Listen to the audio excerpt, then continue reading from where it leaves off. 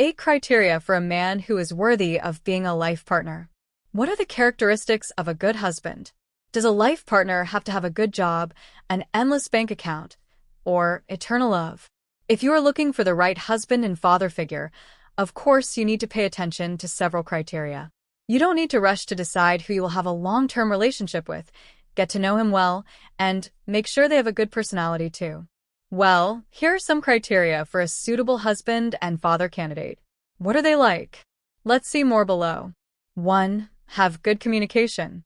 One of the most important criteria is the ability to communicate well. A good husband candidate must be able to listen attentively, respect your opinion, and be able to speak honestly and openly. Good communication is the key to solving problems and maintaining harmony in a relationship. 2. Responsible. A good husband candidate must be someone who is responsible, both in terms of work, family, and relationships. He must be reliable and show commitment in carrying out his duties. Responsibility is a sign of maturity and readiness to build a stable household. 3. Having loyalty.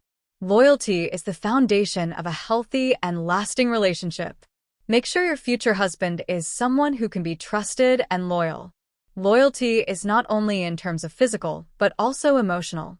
He must be able to maintain commitment and not be easily tempted by things that can damage your relationship. 4. Showing affection. A good future husband must be able to show his affection sincerely. He must be able to make you feel loved and appreciated every day. Forms of affection can vary, from small attentions, expressions of love, to support in all situations. Affection is the main fuel in living life together. 5. Having a vision and goals that are in line. It is important to have a vision and goals in life that are in line with your partner. A good future husband is someone who has the same dreams and long-term plans as you. By having the same goals, you can support each other and work together to achieve happiness and success together. 6. Have an awareness and understanding attitude. Patience and understanding are 2 very important qualities in a relationship. A good prospective husband must be able to be patient and understand that everyone has weaknesses and shortcomings. He must be able to support you in every situation and not get angry or frustrated easily. 7. Have the ability to be a good father. If you plan to have children in the future, it is important to choose a prospective husband who has the potential to be a good father. He must be able to provide a good example, educate children with love, and be actively involved in raising children. 8. Have integrity. Integrity is key to building trust in a relationship. A good prospective husband must have integrity, which means being honest, trustworthy, and consistent in his actions and words. Integrity is the foundation of a strong and lasting relationship. Finding a good prospective husband is not always easy, but by paying attention to the criteria above, you can be wiser in choosing a life partner. Remember that a good relationship is built on mutual respect, understanding, and love. Hopefully you find the right partner and can build a happy and harmonious household. Marriage is the key to a happy life.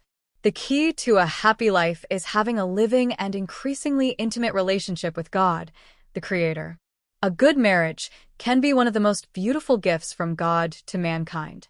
If someone thinks that marriage is the key to happiness, it means that he demands that his partner make him happy. In fact, happiness is within the person himself, not depending on his life partner. Relying on others for his happiness is something that is out of place, both for himself and for his partner. Marrying for personal pleasure. There is a theory of marriage that was first born in China and has brought destruction to many households, including Christian households. This theory is called the garden theory. In this theory, it is said that the husband is the owner of the garden and the woman is his garden.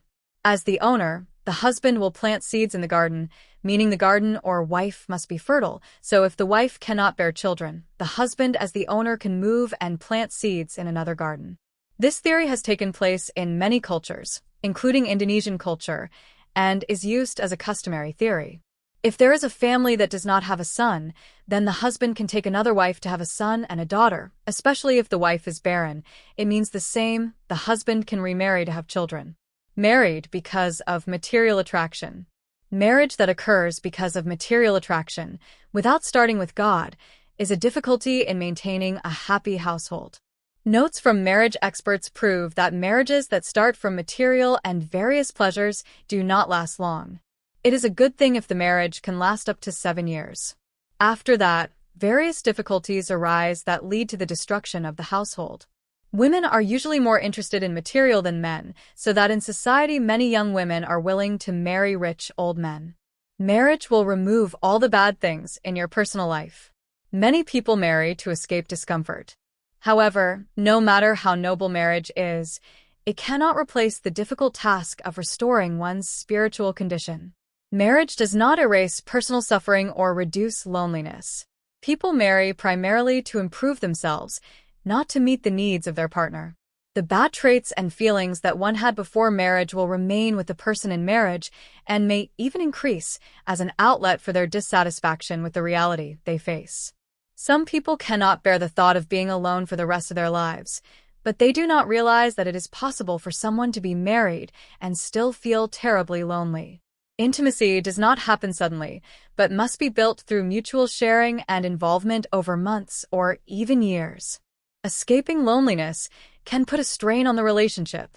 Psychiatrist John Levy, who has treated many couples, writes, "One who has come to the realization that everything is disappointing will be surprised and saddened to learn that marriage is no exception." Most complaints about marriage arise not because it is worse than other things in life, for it is not better at all. It is necessary to discuss the moral problem of marriage in this section, because such mistaken concepts as polygamy and divorce are often used as a way out when problems arise in the household, especially because of incompatibility. Likewise, abortion, cloning, and other mistaken assumptions about sex are often used as a way out when the problem of procreation does not exist in the household. Polygamy and polyandry. In modern society, polygamy and polyandry are considered to be out of date. Everyone knows that it is almost impossible for a man or woman to be truly fair in distributing his love to all his wives or husbands. Therefore, polygamy and polyandry are not the way out for people who want a happy household, because happiness is never obtained because of the many wives or husbands. Although the principles of polygamy and polyandry are known to many people, in reality there are still many people who practice polygamy and polyandry, especially if the couple does not have children, or for one reason or another the husband/wife is experiencing problems. The husband/wife can practice polygamy and polyandry on the grounds of obtaining offspring or fulfilling sexual needs that cannot be provided by the sick wife or husband. Divorce in principle. Divorce must be rejected by everyone, especially for those who uphold the sanctity of marriage and fidelity between husband and wife.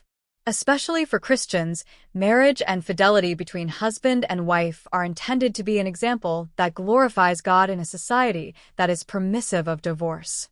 Divorce means failure to develop and perfect love between husband and wife. Divorce often occurs with many complex factors. Therefore, seek many considerations before deciding to divorce, because divorce is not the best way to resolve conflicts in the household.